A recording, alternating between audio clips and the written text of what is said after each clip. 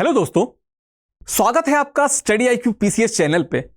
मेरा नाम है विकास और एक बार फिर से मैं हाजिर हूं लेके आपकी हमारी अपनी सीरीज हम आप और हमारा संविधान। बहुत बार बात हो चुकी है इसकी कि हम इस सीरीज को क्यों लेके आते हैं, तो फिर से मैं बता देना चाहता हूं कि यूं तो हमारे पास बहुत से साधन होते हैं किताबों के या यूट्यूब पे बहुत सी वीडियोस हैं, लेकिन एक वो जो फैक्टर होता है ना, रीडिंग बिटवीन द लाइंस, वो कहीं ना कहीं मिस हो जाता है स्टूडेंट्स के द्वारा। तो उस जो मिसिंग फैक्टर है उसको पूरा करने के लिए हम ये सीरीज लेके आए हैं आपके सामने। पिछला एपिसोड जो था, जो कि चौथा एपिसोड था, वहां पे हमने बात की थी golden triangle of Indian constitution, भारतीय संविधान का जो स्वर्णिम त्रिभुज है उसकी बात की थी, और हमने पहले एंगल यानी अनुच्छेद 21 की बात की थी। आज हम बात करेंगे अनुच्छेद 19 की, और जो पांचवां एपिसोड है यह अनुच्छेद 19 यानी आर्टिकल 19 के अराउंड ही रहेगा। तो शुरू करते हैं। और हां, एक बार फिर से मैं धन्यवाद देना चाहता हूं। पिछला एपिसोड में तो आपने इतना ज्यादा प्यार दिया, स्नेह दिया कि अभी तक मैं उससे उबर नहीं पाया हूं। मैं हमेशा आभारी रहूंगा आपके स्नेह, इस प्यार का, और कोशिश करूंगा कि इसे वापस से रेप्लिकेट कर सकूं अपने लेक्चर के माध्यम से। तो शुरू करते हैं। अनुच्छेद 19, बात की जाए उस पहले आर्टिकल के अनुच्छेद की जिसके द्वारा आप अपनी आपत्ति दर्ज करा सकते हैं कि आपके मौलिक अधिकारों का हनन हो रहा है। नहीं भी हो रहा है, किसी भी बात पे अगर आपकी आपत्ति है तो आप दर्ज करा सकते हैं। यह जुड़ा है इस बात से। हम डीप में जाएंगे इसके, हम देखेंगे कि और कौन से विधान हैं इससे जुड़े हुए, हम उन पे भी बात करेंगे। तो बहुत देर न करते हुए शुरू करते हैं। एपिसोड 5, बिल्कुल golden triangle of Indian constitution, संविधान का स्वर्णिम त्रिभुज, पार्ट 2, अनुच्छेद 19 की बात करेंगे। इस पे हम देखिए आर्टिकल 21 कर चुके हैं, आर्टिकल 19 आज हम बात करेंगे इस पे, ठीक है। Freedom of speech and expression, article 19 clause 1 सब क्लॉज ए, वाक एवं अभिव्यक्ति की स्वतंत्रता, अनुच्छेद 19 क्लॉज ए सब क्लॉज को, ठीक है। पहला इसका जो आर्टिकल हमारे सामने आता है वो है जो हमें right of speech and expression देता है। हर वो चीज जो हम बोलना चाहते हैं, समझाना चाहते हैं, हम स्वतंत्र हैं एक नागरिक होने के नाते।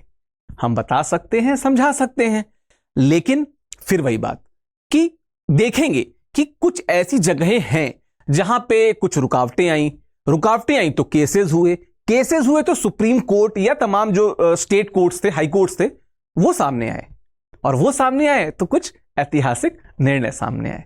और उसके बाद फिर हम देखेंगे कि रीजनेबल रिस्ट्रिक्शंस भी हैं कुछ जो सरकार लगाती है संविधान के द्वारा, क्योंकि ऐसा नहीं है कि कोई भी आर्टिकल इतना इंपावर कर दिया जाए कि वो सरकार की जो क्रियाविधि है उसको ही रोक दे, ठीक है। तो बात आगे बढ़ाने से पहले मैं फिर से एक चीज क्लियर कर दूं कि जो आर्टिकल 19 है ये सिर्फ इंडियन जो सिटीजन है उनके लिए ही लागू होता है। आपको पता होना चाहिए कि आर्टिकल 15, 16, 19, 29, 30 ये 5 आर्टिकल सिर्फ इंडियन सिटीजन्स के लिए ही अवेलेबल हैं, उपलब्ध हैं। आर्टिकल 21 जिसका हमने लास्ट एपिसोड में बात किया था वो किसी विदेशी नागरिक के लिए भी अवेलेबल है जो भारत में आता है, लेकिन आर्टिकल 19 भारतीयों के जो मौलिक अधिकार हैं उनकी स्वतंत्रता और उनकी रक्षा की बात करता है। तो आगे बढ़ते हैं। The first thing will talk about कि यह कहता क्या है। आर्टिकल 19 क्लॉज 1 सब clause A, the article 19 this clause and sub clause of the constitution states that all citizens shall have the rights to freedom of speech and expression। Bharat के संविधान अनुच्छेद 19 का क्लॉज 1 सब क्लॉज को कहता है कि सभी नागरिकों को वाक और अभिव्यक्ति की स्वतंत्रता का अधिकार होगा। सभी नागरिकों को इस बात पे ध्यान देना है। यह इसका टर्मिनोलॉजी है जो लिखी रहती है, जो आपको लिखनी होगी अगर परीक्षा में आती है। बात किया जाए इसके बाद की, तो आप इन महोदय का अगर फोटो देखें तो आप समझ जाएंगे, चूंकि इन पे मूवी भी बन चुकी है। अब्राहम लिंकन अमेरिका के राष्ट्रपति थे। इन्होंने जो ये राइट टू फ्रीडम है ना, इसे बुलवार्क ऑफ डेमोक्रेसी कहा है। लोकतंत्र का जो सबसे सशक्त अधिकार माना है, किस लोकतंत्र का मैं कह रहा हूं, फिर से ध्यान रखिएगा, लोकतंत्र का सबसे सशक्त अधिकार माना है आर्टिकल 19 को। और उन्होंने कहा, क्योंकि डेमोक्रेसी की डिफिनेशन कहते हैं ना कि democracy is the government of the people, by the people and for the people. And अगर लोगों का इतना इन्वॉल्वमेंट है तो उनकी आपत्तियां भी इसमें दर्ज होनी चाहिए, है ना। तो ये बातें अब्राहम लिंकन ने कही when he was defining democracy. अब अगर हम बात किए, अगर वर्तमान स्फीयर में बात किया जाए, तो हमें दिखता है कि हम कई बार अपना प्रतिवेदन देने जाते हैं, विरोध जताने जाते हैं, वहां पे हमें पता चलता है कि हमारे अधिकार क्या हैं, और अगर हम अनर्गल विरोध कर रहे हैं या कुछ ऐसा एक्टिविटी कर रहे हैं जिससे समाज को नुकसान पहुंच रहा है, तो हम वहां पे हमारा जो मौलिक अधिकार है, राइट टू क्या कहते हैं, स्पीच ऑफ एक्सप्रेशन जो है, ये वहां पे कर्टेल कर लिया जाएगा सरकार के द्वारा। ठीक है। एक चीज और, हम इस दौरान बात करेंगे कुछ केसेस की, कुछ इंसिडेंट्स की जो इससे जुड़े हैं, जो इसको थोड़ा सा इंटरेस्टिंग भी बनाते हैं। और ये आर्टिकल आपके लिए उस जानकारी का भंडार होना चाहिए और होगा जहां पे आप जब इसको डिफाइन करें एक बहुत इलेबोरेट फॉर्म में, तो आपके पास पॉइंट्स। ठीक है, तो आगे बढ़ते हैं। Meaning of speech and expression में यहां पे क्या क्या कहा गया, मैं उसको एक बार देख लेते हैं। पहला तो right to expression one's views opinion. आप वर्ड्स के माध्यम से, लिखित या मौखिक रूप से अगर कुछ आप लिख रहे हैं, बोल रहे हैं, कह रहे हैं, तो ये इसके दायरे में आएगा। उसके अलावा अपने लेखों के माध्यम से, आलेख के माध्यम से अगर कुछ आप लिख रहे हैं तो वो इसके दायरे में आएगा। बात किया जाए प्रिंटिंग, अगर आप कुछ छाप रहे हैं, सपोज कीजिए आप कोई प्रेस चलाते हैं या कोई पब्लिकेशन चलाते हैं, अगर आप कुछ छाप रहे हैं तो वो भी इसके दायरे में आएगा। कहने का मतलब आप कुछ भी बोल सकते हैं, लेख लिख सकते हैं, छाप सकते हैं। पिक्चर, अगर आप, जैसे बहुत से लोग एडिटर होते हैं, मीम्स के थ्रू और तमाम थ्रू पिक्चर्स लाते हैं, या इवन हमको पता है कि फोटोग्राफी एक विधा है, उसके थ्रू लाते हैं, या कभी कभी आपने देखा होगा कि कार्टून छपते हैं, या आपने देखा होगा कि तमाम मैगजीन्स होती हैं, उसमें तमाम फोटोज होती हैं। हाँ, कई बार लोगों की भावनाएं आहत होती हैं, हो चुकी हैं, हम बात करेंगे उस पर। ठीक है। बात किया जाए, एक मिनट, बात किया जाए इसके बाद की, तो फिल्म। भाई भारत में तो फिल्मों को वो स्थान प्राप्त है कि कई लोगों के लिए तो फिल्म ही उनके मुक्ति का प्रमुख द्वार है। तो कई बार हमने देखा कि अक्सर मूवीज ऐसी बना दी जाती हैं जो लोगों की संवेदनाओं को टच करती हैं, लोगों की संवेदनाओं को हिट करती हैं। तो मूवीज भी इस दायरे में आती हैं कि जो उनको बनाना चाहते हैं वो उसे बना सकते हैं। कहने का मतलब कि उसके लिए किसी की परमिशन लेने की जरूरत नहीं, आप बनाइए। ऑल दो हम बात करेंगे कुछ रीजनेबल रिस्ट्रिक्शंस की हर में, कि नहीं, ऐसा नहीं है कि आप बिल्कुल आपने एकदम ऑटोक्रेटिक मूवी बना दी या ऐसी मूवी बना दी जिसने बड़े स्तर पे लोगों की भावनाओं को क्या कहते हैं, भड़काया, या उनकी भावनाओं को किसी अलग डायरेक्शन में वो ले गई। उस पर भी हम बात करेंगे।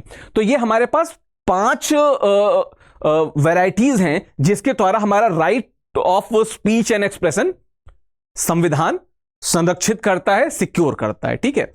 बात किया जाए उसके आगे की, तो फ्रीडम ऑफ प्रेस पे अगर हम आए, जो हमने अभी जब हमने बताया था कि कुछ भी छापने की आजादी है, तो 3 केस हैं। पहला है Sakal paper versus union of India, दूसरा है Bennett Coleman versus union of India, तीसरा है Indian Express versus union of India. इन तीनों केसेस का लब्बो-लुआब ये मैं बता देता हूं कि वैसे था क्या, कि सरकार कई बार रिस्ट्रिक्शन लगा रही थी। खासकर जो बेनेट कोलमैन का केस है तो बहुत फेमस था। अगर आपको पता हो तो टाइम्स ग्रुप के जो मेन थे बेनेट कोलमैन, उनसे रिलेटेड केस है। 84 का केस है बेनेट कोलमैन वाला, जब सरकार रोक टोक कर रही थी। और एक इत्तेफाक देखिए, यह है 1984 का।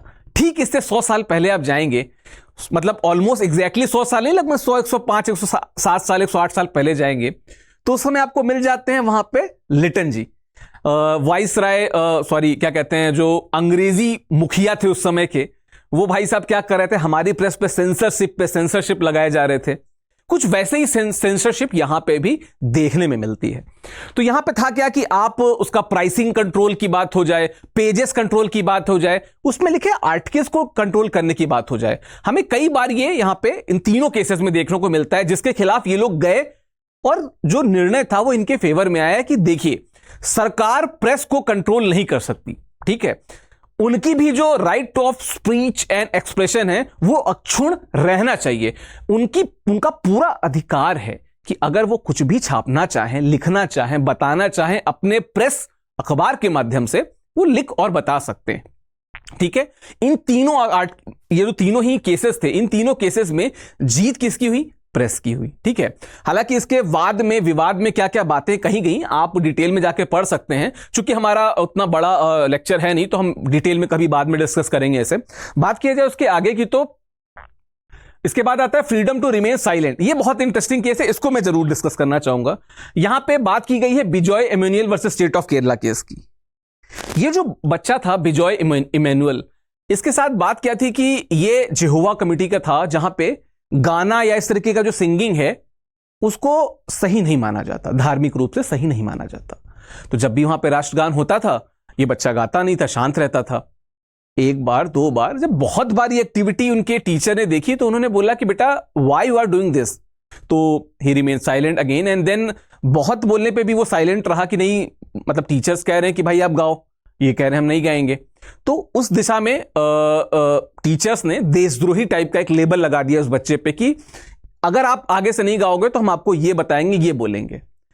तब ये बंदा, मतलब ये बच्चा जो है, ये कोर्ट जाता है और कोर्ट कहती है कि नहीं,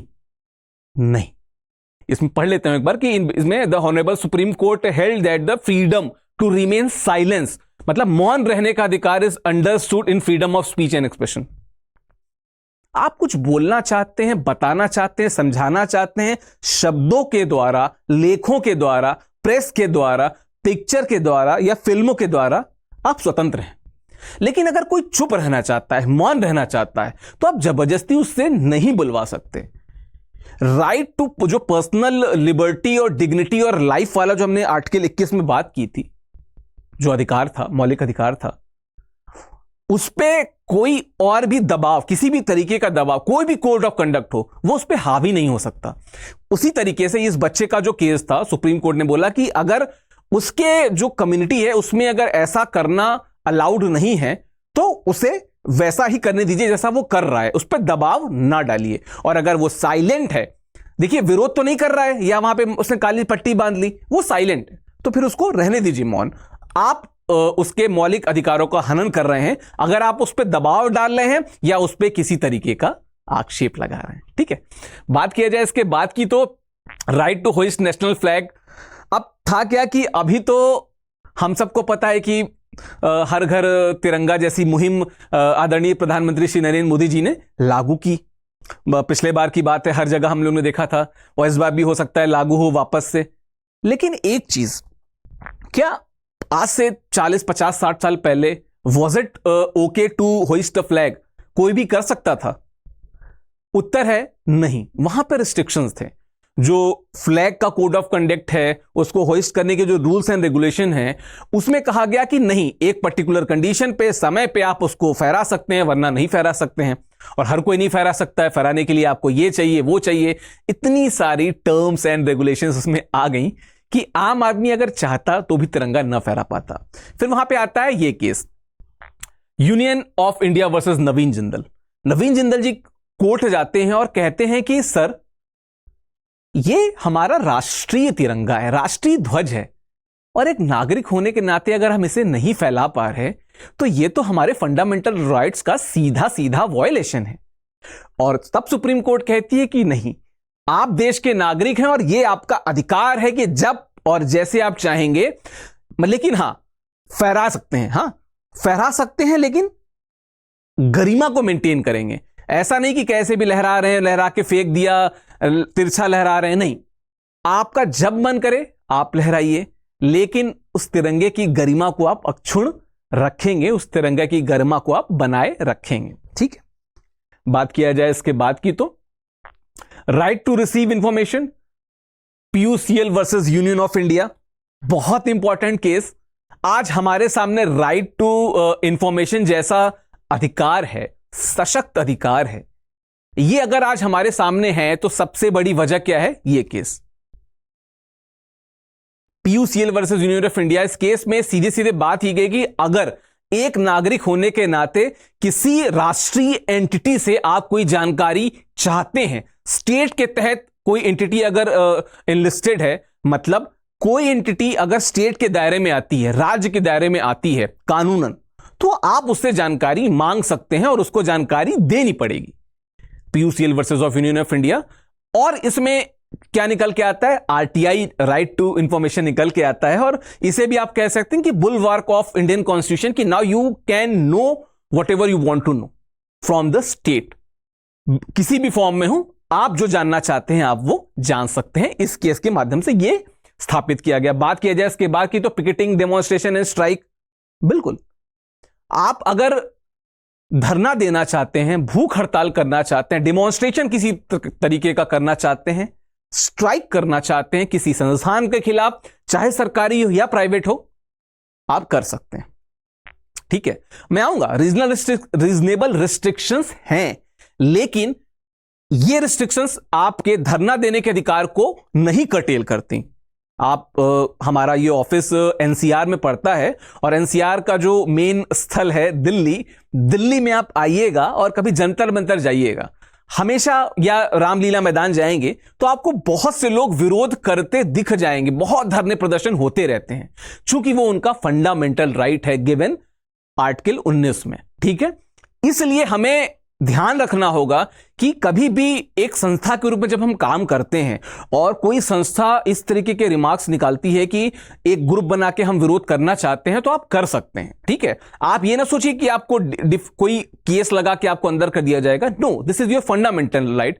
अनटिल एंड अनलेस आप कोई इलीगल काम करते हैं या कुछ ऐसा करते हैं जिससे स्टेट की जो लॉ एंड ऑर्डर है वो डिस्टर्ब होता है, या किसी अन्य तरीके की दिक्कतें आती हैं, संवैधानिक जो नियम कानून है या संवैधानिक वैल्यूज हैं, अगर उस पर कोई आक्षेप लगता है तो आप पर रिस्ट्रिक्शन लगाया जा सकता है। हम बात करेंगे उसकी भी बाद में, कंबाइंड फॉर्म में, एक ही बात में हम सबकी बात कर लेंगे। बात की जाए इसके आगे की, तो टेलीफोन टैपिंग की बात की जाए तो फिर से वही case, PUCL versus union of India. इस केस में वापस वही बात की गई कि अनाधिकृत रूप से किसी का अगर आप फोन या मोबाइल रिकॉर्ड कर रहे हैं, जैसे आप देखिए कि पहले जो मोबाइल आते थे तो उसमें ऑटोमेटिक कॉल रिकॉर्डिंग मोस्टली रहती थी।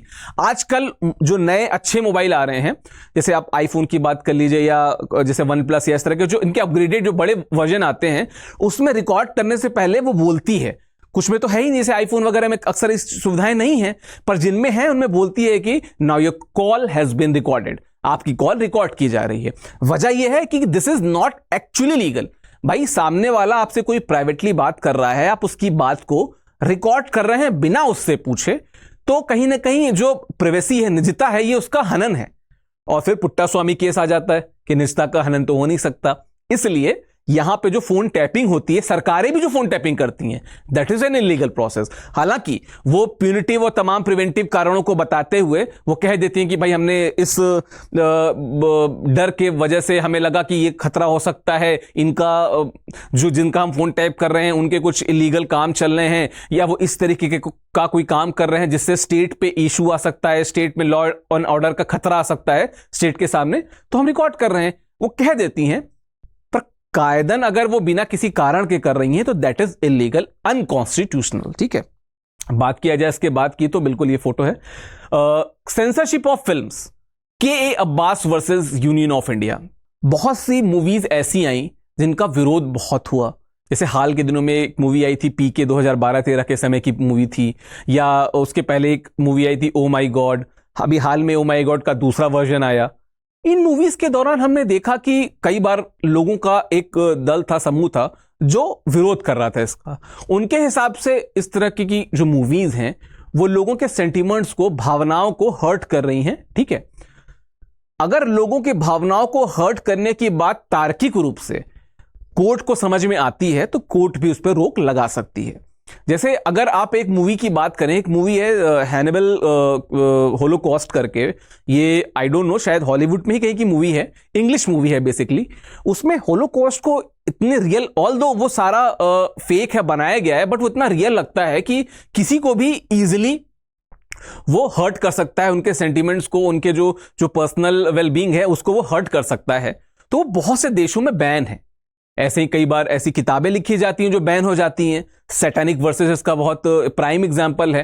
तो अगर वो किसी क्षेत्र में लोगों की भावनाओं को हर्ट कर रही है तो बिल्कुल उन्हें बैन किया जाना चाहिए। लेकिन इसका यह मतलब नहीं है कि इसके चक्कर में आप किसी भी मूवी पे आप स्क्रूटनी कर दें। जो ये फिल्म प्रमाणन बोर्ड है, जिसका यहां पे केंद्रीय फिल्म प्रमाणन बोर्ड का मैंने यहां पे लगा रखा है सेंसरशिप, कई बार सेंसरशिप के नाम पे बहुत सी मौलिक चीजों को भी रोका गया। जहां पे पर्सनल हेट्रेड दिखी, वहां पे जो फिल्म निर्माता हैं वो कोर्ट जा सकते हैं और अपनी बातों को रख सकते हैं। ऐसा कई बार हमने देखा कि बहुत सी मूवीज को पहले रोका गया, बाद में रिलीज हुई वो, जैसे उड़ता पंजाब एक मूवी थी, वहां पे आपने देखा होगा कि कोर्ट जो निर्माता थे वो गए, फाइनली मूवी रिलीज हुई, हालांकि बहुत से कट्स लगे जो तार्किक रूप से उन्होंने कारण में दिए होंगे, लेकिन उस मूवी को रिलीज करने के पक्ष में नहीं थे, फाइनली वो मूवी रिलीज हुई। ऐसी बहुत सी मूवीज हैं जो बनी हैं, जैसे एक मूवी थी ब्लैक फ्राइडे, वहां के उसके साथ भी यह था कि बहुत लंबे समय तक अटकी रही, क्योंकि उस समय लग रहा था कि तार्किक रूप से जो लोगों की भावनाएं हैं उनको आहत होने के संदर्भ में ये मूवी नेगेटिविटी फैला सकती है, तो उस मूवी को रोका गया केंद्रीय फिल्म प्रमाणन बोर्ड द्वारा। लेकिन फिर वही बात कि जब लोग कोर्ट जाते हैं, निर्माता कोर्ट जाते हैं और कोर्ट को लगता है कि तार्किक रूप से ये ऐसी इनसेंसिटिव मूवी नहीं है, तो वो उन्हें अलाउ भी कर देते हैं। ठीक है, तो इस तरह के बहुत इंटरेस्टिंग केसेस आते रहते हैं। लेकिन जो सबसे इंपॉर्टेंट केस था के Abbas versus union of India, उसमें फिल्मों की सेंसरशिप पे कहा गया कि किसी भी चीज को आप कैसे भी नहीं रोक सकते, हम मूवीज को एक जैसे कहते हैं सिनेमैटिक लिबर्टी के थ्रू जितना दिखा सकते हैं हमें दिखाने का अधिकार होना चाहिए। दूसरी बात कोर्ट ने कही कि रीजनेबल रिस्ट्रिक्शंस रहेंगी। ठीक है, बात की जाए इसके आगे की, तो ऑनलाइन स्पीच एंड एक्सप्रेशन, इसमें कई सारे मेजर केस हैं, लेकिन जो प्रमुख केस हैं Indian national Congress versus union of India, यहां पे उन्होंने बोला कि कुछ भी आप सरकार के खिलाफ लिखने की बात थी तो 66 जो था ए, जो आईटी एक्ट की धारा थी, उसे वहां पे वैलिड घोषित किया गया। लेकिन फिर आता है श्रेया सिंघल का केस, यहां पे जो 66 ए है उसे इनवैलिड घोषित कर दिया जाता है। फिर आता है फहीम शरीन का केस और उसके बाद आता है Maheshwari versus union of India case 2020। इसका जो समरी है लब्बो लुआब इन चारों केसेस का, इन सभी केसेस का, एक कि अगर कोई आप ऐसी क्या कहते हैं नॉनसेंस चीजें बना रहे हैं, लिख रहे हैं, जिससे डायरेक्टली किसी की भावनाएं सरकार की या स्टेट की आहत हो रही हैं या किसी की रिलीजियस भावनाएं आहत हो रही हैं, तो यह कानूनन जुर्म है। दूसरी बात, इंटरनेट पे अगर कोई मतलब अननोइंगली आपने कोई ऐसी चीज शेयर कर दी है, फॉरवर्ड कर दी है, जो कि लोगों की भावनाओं को आहत करने के लिए कारगर है या वो लोगों की भावनाएं आहत कर रही है, तो ये इसकी वजह पे सिर्फ आपको सजा नहीं होगी, लेकिन आपको संज्ञान लेना होगा। तीसरी बात यह कि इंटरनेट एक ऐसा माध्यम है जहां पे बल्क में डेटा लगातार ऑनलाइन फीड में आता रहता है, तो सबकी सेंसरशिप हम नहीं कर सकते। वहां पे तार्किक सेंसरशिप के लिए जो ऑनलाइन सोशल साइट्स हैं उनको आगे आना पड़ेगा, जैसे फेसबुक हो गया, ट्विटर जिसका अब नाम एक्स हो गया है, इंस्टाग्राम, इनको आगे सामने आना पड़ेगा और इनको देखना पड़ेगा कि उनके वेबसाइट्स पे क्या इलीगल चीजें हो रही हैं, क्या गलत चीजें पिरोई जा रही हैं, उनको वो देखें और दूर करें। तो एक जैसे मैंने लिखा ना कि ऑनलाइन स्पीच एंड एक्सप्रेशन, आप अगेंस्ट वही जो right to speech and expression की बात की थी, जो लिखना चाहे, पब्लिश करना चाहे, चाहे मूवी के फॉर्म में हो, चाहे वो पिक्चर के फॉर्म में हो, लेख के फॉर्म में हो या वो टेक्स्ट के फॉर्मेट में हो, आप कर सकते हैं, गिवन कि किसी की भावनाओं को या वो लॉ एंड ऑर्डर पे कोई संकट ना उत्पन्न करने के काबिल हो। ठीक है, ये चीजें इससे भी जुड़ी हुई हैं। देखिए, केस के डीप में जाने पे बहुत सारी बातें और आती हैं, तो मैं आपको एक राय जरूर दूंगा कि इन केसेस को एक बार गूगल करके उनकी डिटेल में जाइए, एक बार देखिए कि किन किन जगहों पे किस तरीके की सेंसरशिप की बात कोर्ट ने की है। ठीक है, आपको तब ज्यादा क्लियर इसमें विजन मिल पाएगा कि कहां पे सरकार ने किस तरीके के कर्टेलमेंट की बात की है। बात किया जाए इसके आगे की, तो right to assemble, article 91 sub clause B provides freedom to assemble peacefully and without arm. इसमें जो सबसे इंपॉर्टेंट बात है वो है यहां पे विदाउट आर्म्स वाली बात है। ठीक है, बात किया जाए अगर इसकी, तो विदाउट आर्म्स जो है ये क्या कहता है कि भाई आप कहीं भी, जैसे मैंने वो बात की थी ना कि धरना प्रदर्शन के लिए आप असेंबल हो सकते हैं, बिल्कुल हो सकते हैं, लेकिन अगर आपने हथियार लेके धरना प्रदर्शन के लिए आ गए तो ये कहीं से भी लॉ एंड ऑर्डर के लिए अच्छी सिचुएशन तो नहीं है। तो if you are gathering a number of people for any event, make it sure कि ये लॉ एंड ऑर्डर को डिस्टर्ब ना करे एंड वो विदाउट आर्म्स हो। ऐसा ना हो कि कोई बंदूक, पिस्टल और कट्टा और तमंचा लेके चले आए हैं और कह रहे हैं कि हम विरोध करने आ रहे हैं। This is not given under this article. ठीक है, बात किया जाए रिस्ट्रिक्शंस क्या क्या हैं। सोवरेंटी एंड इंटीग्रिटी, भारत की जो सोवरेंटी और इंटीग्रिटी है इसको खतरा ना हो। पब्लिक ऑर्डर, जो लॉ एंड ऑर्डर है वो मेंटेन रहे, पब्लिक ऑर्डर को किसी तरीके का खतरा ना हो। Reasonable restrictions on the exercise of the right, मतलब अब ऐसा ना हो कि वहां पे आप देश विरोधी नारे लगाने लगे या स्टेट विरोधी नारे लगाने लगे। देखिए, स्टेट विरोधी नारे के भी एक तार्किक सीमा होती है। आप ये कह सकते हैं कि democracy down down, party down down, पर अगर आप उसको बहुत नेगेटिवली फ्रेम करके उसमें कोई रिलीजियस एंगल डाल के अगर आप बोलेंगे तो यहां पे सेंटिमेंट्स हर्ट हो सकते हैं, ठीक है। और यहां पे आपका जो ये राइट है ये आगे नहीं बढ़ेगा, ये आपका राइट वहां पे कर्टेल हो जाएगा, आपकी ये सारी बातें अनकॉन्स्टिट्यूशनल हो जाएंगी। तो इसको ध्यान में रखते हुए आप पीसफुली असेंबल हो सकते हैं लोगों के साथ में, ग्रुप के साथ में, ठीक है। बात किया जाए इसके आगे की तो फ्रीडम ऑफ एसोसिएशन। अब ये article 19 clause 1 sub clause C बात करता है, इट प्रोवाइड्स, मैं इधर आ जाता हूं, provides freedom to form association और यूनियंस, ठीक है। अगेन इसमें भी रीजन, आप कितना भी संगठन, छात्र संगठन, मजदूर संगठन, टीचर संगठन, जो संगठन बनाना है बनाइए, संविधान पूरी आजादी देता है। लेकिन बात किया जाए इसके आगे की कि अगेन सोवरेंटी एंड इंटीग्रिटी को खतरा ना हो, आप कोई आतंकवादी संगठन ना बना ले, है ना। बात किया जाए पब्लिक ऑर्डर को, आप कोई लोकल तमंचा कट्टा धारक संगठन ना बना ले कि भाई 4 कटरची लोग मिल गए और उन्होंने एक संगठन बना लिया और अब वो क्या कर रहे हैं, ग्रुप बना के, जैसे वो गैंग वार होती है ना, ईगल गैंग, बिच्छू गैंग और गैंग वार शुरू हो जाती है, ये ना बना लें आप, ठीक है। बात किया जाए इसके आगे की मोरालिटी, आपने जो समूह बनाया है क्या ये किसी मोरल ऑर्डर को बिलोंग करता है। जैसे मैंने बात किया ना कि ईगल गैंग बन गया, बिच्छू गैंग बन गया, काम ही ये है कि इस गैंग को मारना है, इस गैंग के क्षेत्र में जाके लोगों को लूटना है, उनसे डकैती करनी है। तो अगर कोई मोरल ऑर्डर पे बेस नहीं है, कोई मोरल लिंकेज नहीं है इसका, तो अगेन आपका जो ये है आर्टिकल 19(1)(c) जो है ये आपका अनकॉन्स्टिट्यूशनल हो जाएगा, ये राइट आपको फिर नहीं मिलेगा। बात किया जाए उसके आगे की तो हाँ, एक और है reasonable restriction on exercise of the right. ये तो हम लोग हमेशा ही बात करते हैं कि भाई तार्किक हो, रीजनेबल हो, तर्क संगत हो, कुतर्क ना हो उसमें, समझ रहे हैं कि तार्किक चीजों की जब भी आप बात करेंगे, ठीक है, रीजनेबल चीजों की जब भी आप बात करेंगे, संविधान, हमारी कोर्ट, हमारी सरकार आपके साथ खड़ी रहेगी। लेकिन अगर आप बात नहीं करते हैं इन चीजों की, कुतर्क की बात करते हैं, तो संविधान और सुप्रीम कोर्ट हमेशा आपके सामने आएंगे, ठीक है। बात किया जाए इसके आगे की तो फ्रीडम ऑफ मूवमेंट, हाँ, freedom of movement article 19(1)(d provides freedom to move freely throughout the territory of India. Reasonable restrictions on the exercise of any of the rights conferred by the said sub-clauses either in the interest of the general public or for the protection of the interest of any scheduled tribe. आपने जो Andaman Nicobar islands है वहां पे एक tribe का नाम सुना होगा, जरावा। वहां पे अक्सर टूरिस्ट विजिट करने जाते थे, वीडियोस बनाते थे। अब वो जो टूरिस्ट हैं वहां जाते हैं, वीडियोस बनाते हैं, तो उनकी जो प्राइवेसी है, क्योंकि वो लोग कपड़ा पहन के नहीं रहते, बहुत से ट्राइब्स में आपको दिखेगा, खासकर जब आप अमेजन ट्राइब की, अमेजन जो बेसिन है वहां की ट्राइब्स की बात करते हैं, तो वहां पे भी और भारत में भी ऐसे लिंकेजेस मिलते हैं कि बहुत सी ट्राइब्स प्रॉपर कपड़े नहीं पहनते या कपड़े नहीं पहनते। लोग जो जाते हैं टूरिस्ट, वीडियो बनाने लगते हैं। अब देखिए कि ये ट्राइब जो अलग कल्चर को लेके वहां पे रह रही है, वहां के लोग जो अलग अलग कल्चर के साथ वहां पे रह रहे हैं, उनके अधिकारों का किस स्तर पे हनन हो रहा है। आप उनकी निजता को तौल रहे हैं, आप क्या कर रहे हैं, उनकी निजता को एक, जैसे कहते हैं ना कि एक पोर्नोग्राफिक कंटेंट के रूप में सामने ला रहे हैं। तो तार्किक रूप से दिस इज नॉट राइट। आप जहां जाना है घूमिए, लेकिन कुछ चीजें रिस्ट्रिक्टेड हैं। अब आपको नेशनल पार्क की बात की जाए, पता है कि ये जो एरिया यहां पे शेर, बाघ, चीते रहते हैं। अब आप कहें कि नहीं, हमको अंदर भी जाना है क्योंकि हमारा फंडामेंटल राइट है, नहीं, आप चले जाओ। मतलब इसकी सरकार भेज भी दे आपको तो शेर खा जाएगा, और ऐसे कितने इंसिडेंट मिले हैं। तो अपनी तार्किक सीमा को पहचानना हमें सीखना होगा। यह आर्टिकल हमें यह भी बताता है कि हमारी तार्किक सीमा क्या है। कुतर्कों के माध्यम से हम अपने राइट्स को अगर फॉलो कराना चाहेंगे तो जुडिशरी और संविधान हमेशा हमारे रास्ते पे आएंगे, ठीक है।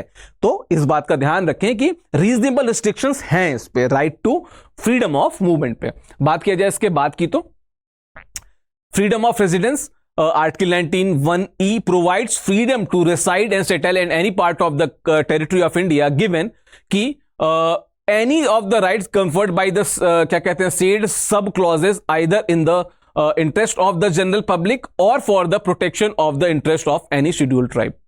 तो अगर बात किया जाए शेड्यूल्ड ट्राइब की, तो जी हाँ, मैं अभी थोड़ी देर पहले इसकी बात कर रहा था कि आप कहीं भी, अब जैसे आपको पता है कि जो हमारे संविधान की जो शेड्यूल्स हैं, ठीक है, शेड्यूल 1 से लेके उसके आगे के जितने भी शेड्यूल्स हैं 12 तक, सारे जो शेड्यूल्स हैं वो जब बात करते हैं कि हर शेड्यूल में कुछ स्पेसिफिक चीजें हैं, लेकिन 2 शेड्यूल आप कमेंट बॉक्स में मुझे बताएंगे, एक तो वो 80 mm राज्य वाले जो शेड्यूल है, उसके अलावा एक और शेड्यूल है।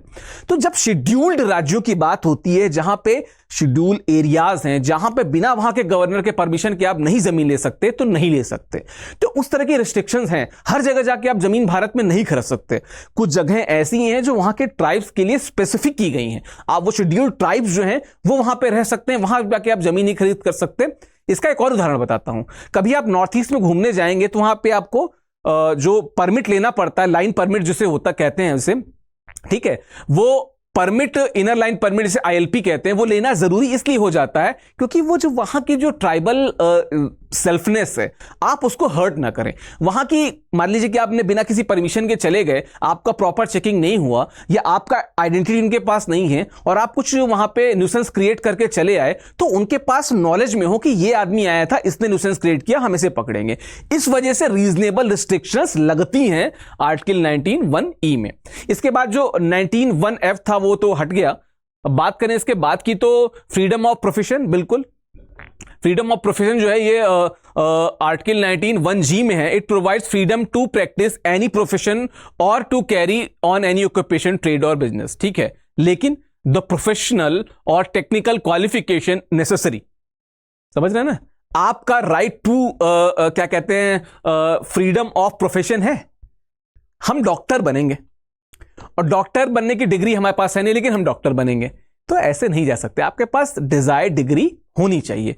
बात किया जाए इसके आगे की, तो कैरिंग ऑन एनी स्टेट और by a corporation owned or controlled by the state of any trade, business, industry or service, whether to exclusion complete or partial of citizens or otherwise, ठीक है। दोनों चीजें थोड़ा सा अगर आप मेथरा जाओगे, हाँ, दोनों चीजें अगर आप समझने की कोशिश करें तो समझिए कि एक, कि आपका जो उद्योग है, ठीक है, आप जो करना चाहते हैं, आप सीए की प्रैक्टिस करना चाहते हैं, आपके पास सीए की डिग्री होनी चाहिए। कुछ तो ऐसी प्रोफेशन है जिसके लिए डिग्री अनिवार्य है, तो वो डिग्री आपको लेनी पड़ेगी। लेकिन अगर आप कोई बिजनेस करना चाहते हैं, कोई व्यवसाय करना चाहते हैं, उसके लिए अगर आप चाह रहे हैं कि आपको कोई डिग्री बोले, आपके पास डिग्री हो तो आप अच्छा कर सकते हैं, लेकिन जरूरी नहीं कि सारी किसी व्यवसाय या धंधे के लिए आपको डिग्री चाहिए, नहीं चाहिए। लेकिन अगेन रीजनेबल रिस्ट्रिक्शन कि कुछ विशेष व्यवसाय या धंधे किसी क्षेत्र विशेष में अगर ज्यादा हो रहे हैं, सपोज कीजिए कि सरकार रेल जो है वो चलाती है, ठीक है, अब आपने रेल का धंधा तो नहीं शुरू कर सकते कि अपनी पटरी बिछा के रेल चालू कर दी। जो कुछ ऐसे रेयर अर्थ मटेरियल्स हैं, इनकी माइनिंग की बात होती है, सरकार इसको कंट्रोल करती है। जो हमारे अंतरिक्ष से जुड़े या जो हथियार से जुड़े जो निर्माण होते हैं, इन सबको सरकार देखती है। ये बिजनेस बिना लाइसेंसिंग के या बिना सरकारी प्रोटेक्शन के या सरकार के तहत ही आप कर सकते हैं। उससे बाहर जाके अपना मन किया और हमने चालू कर दिया, this is not possible, this is not going to help you, this is not your fundamental right, ठीक है। तो there are limited restrictions, but that those restrictions are very logical, बहुत तार्किक restrictions हैं।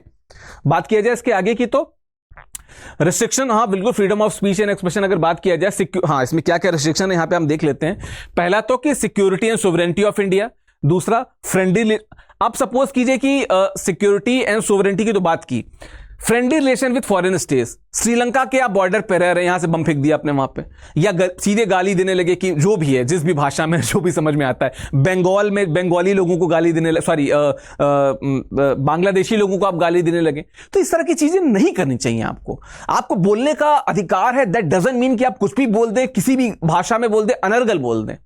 बात किया जाए इसके आगे की, तो पब्लिक ऑर्डर, बिल्कुल लॉ एंड ऑर्डर तो मेंटेन करना पड़ेगा ना। ऐसा तो नहीं कि आप ओपनली कहीं भी जाके धारा 144 लगी हुई है, आप कहें कि नहीं हमारा तो अधिकार है कहीं जाने का, बोलने का, टहलने का, घूमने का, नहीं, पब्लिक ऑर्डर मेंटेन करना पड़ेगा।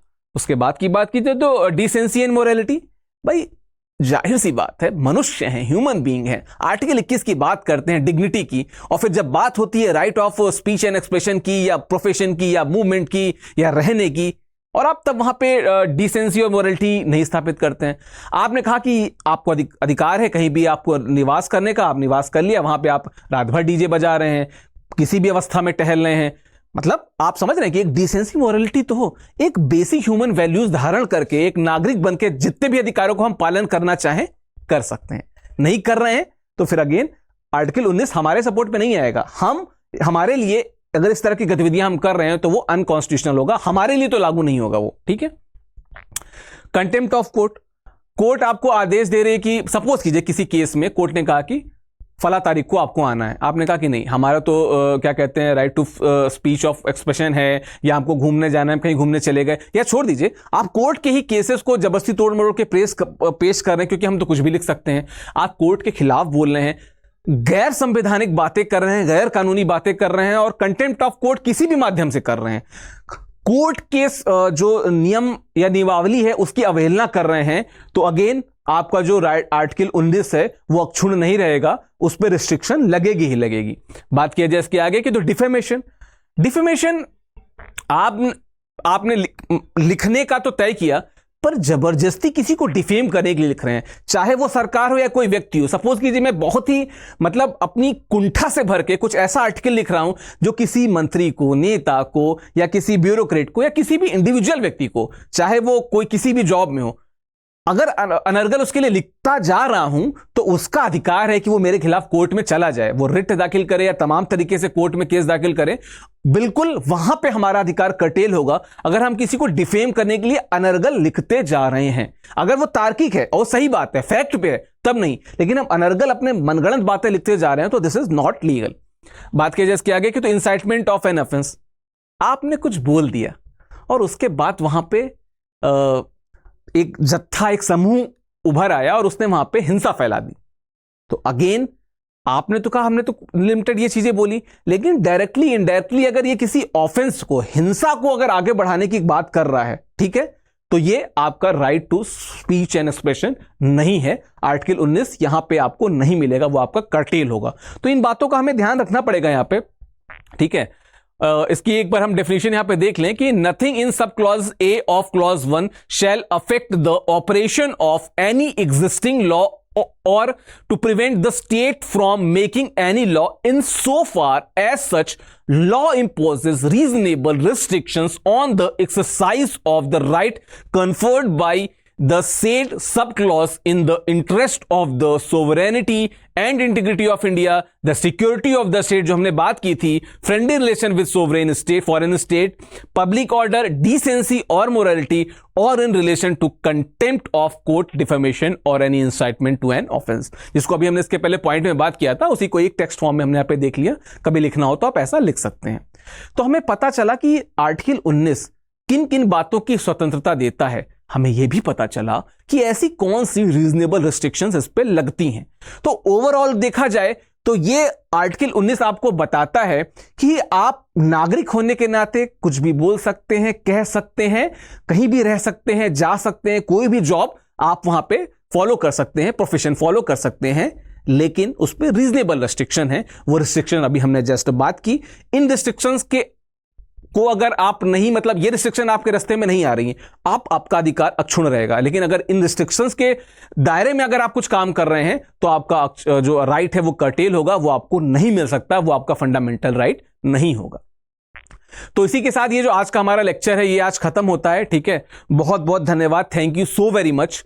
और मुझे तो बहुत अच्छा लगता है कि आज हम अपने 5वें एपिसोड पे हैं और हमने इसको आपके इतने ज्यादा स्नेह और समर्थन के साथ खत्म किया। मैं बहुत खुश हूं और सौभाग्यशाली मानता हूं, और कहीं ना कहीं स्टडी आईक्यू परिवार हमेशा आपके साथ लगा हुआ है, जुड़ा हुआ है आपको अपलिफ्ट करने के लिए। तो एक बात और बताता चलूं कि studiiq.com के स्टेट सेक्शन में जाके आप स्टेट पीसीएस के तमाम नए कोर्सेज को ज्वाइन कर सकते हैं। और एक बात, अगर बात की जाए नए बैचेस की, तो 3 अक्टूबर से नए बैचेस शुरू हो रहे हैं, बैच 6 यूपी के और बैच 4 सिक्किम उड़ीसा के। तो आप वहां जाके देख सकते हैं, वहां पे जानकारी आपको मिल जाएगी। प्लीज जाएं। अगर आप स्टेट पीसीएस में अच्छी रैंक पाना चाहते हैं, वहां पे भी अपने झंडे गाड़ना चाहते हैं, तो आप स्टडी आईक्यू से जरूर जुड़ें। वेबसाइट www.studiiq.com विजिट करिए। कोई कंफ्यूजन हो, नंबर दिया होगा, उस पर कॉल कर सकते हैं। हमसे जुड़े रहने के लिए बहुत बहुत धन्यवाद। Thank you.